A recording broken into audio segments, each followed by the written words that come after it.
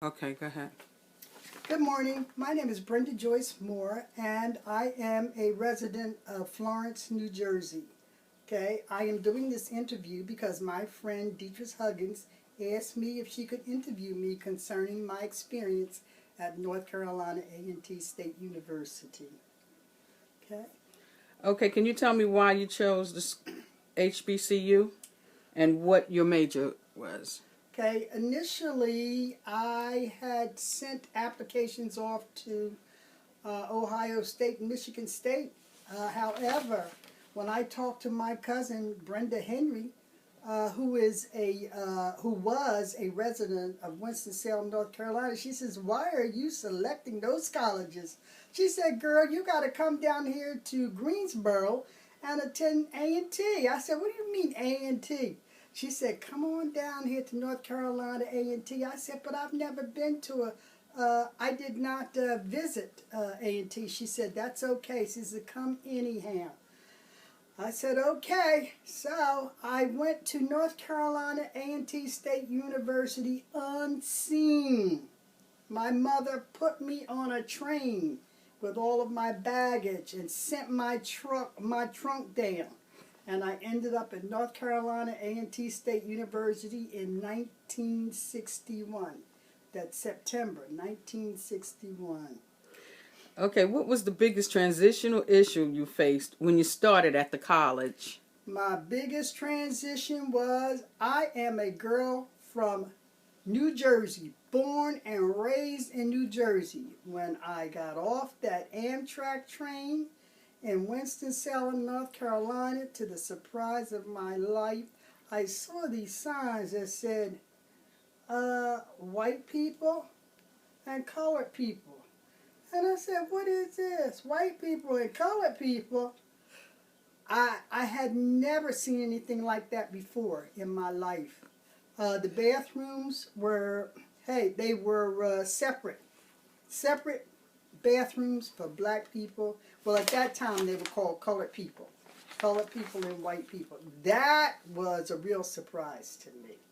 Okay, so after that, of course, I took a taxi to the college, and I got to the college, and all of these students were on board. That was amazing. I had never in my life seen that many black people at one time. That to me was a shocker. I said, "Wow, look at all these black guys and women." That to me was a real shocker, really. Did you feel the college prepared you for the workforce in the real world? Actually, the college prepared me. However, I did not prepare myself. I wasn't quite sure what it was I wanted to do and how I wanted to do it. I do not feel like my high school counselor did a great job in preparing me. Sometimes you're just not unsure what it is you plan to do. And when I got there, I chose a business administration major. And I said, "Business administration?" After I went to a couple of classes, I said, "This is not what I want to do. I don't want to do this." Because when I was in high school, I was very involved in the home economics department. As a matter of fact, I made all of my clothing in high school. And so therefore I decided, well, maybe I don't want to be in business administration. So I changed, but I should have gone to the counseling center to talk to them, but I did not do that either, because I guess I just was not, sometimes, when you're young, 18, 19 years old, you think you know everything.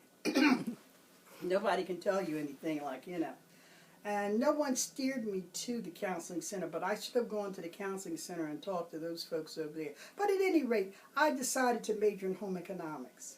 I enjoyed that experience in the home economics department. As a matter of fact, I was very involved in the textile portion of it. and the construction part of it. Of course, for those of you who don't know, nowadays it's not called home economics, it's called consumer education. So they've upgraded a bit. Yes. Okay, how did the school prepare you for your career?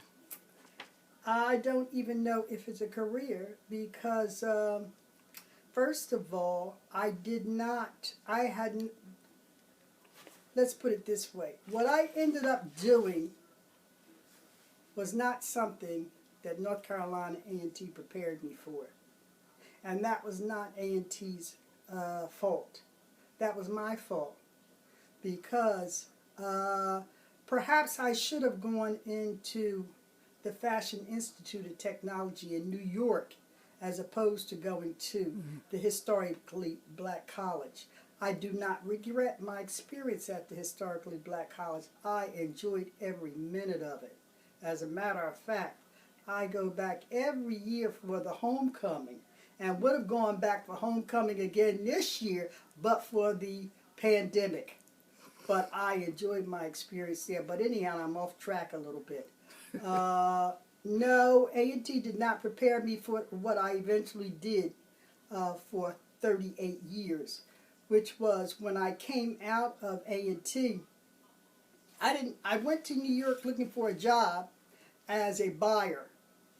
For those of you who do not know, perhaps, a clothing buyer. However, although I pounded the streets in New York looking for a job, if any of you know anything about the 60s era, in 1965, the folks were not prepared to hire black people, especially black women, for a position as a buyer.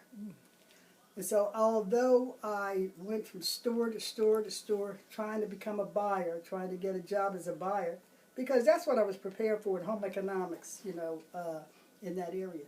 I could not achieve that. So therefore, I decided, hey, look, I got to get me a job because I need a car. So I got a job at a institution, and I was teaching special education. Mm-hmm. And from there, I went from special education, and I eventually went back to school to Rutgers University, and Keene College, and now Rider University, and I got my graduate degree as a counselor, high school counselor. So no, it had nothing to do with what A&T was preparing me for. It's just that I was undecided about which direction I should go into.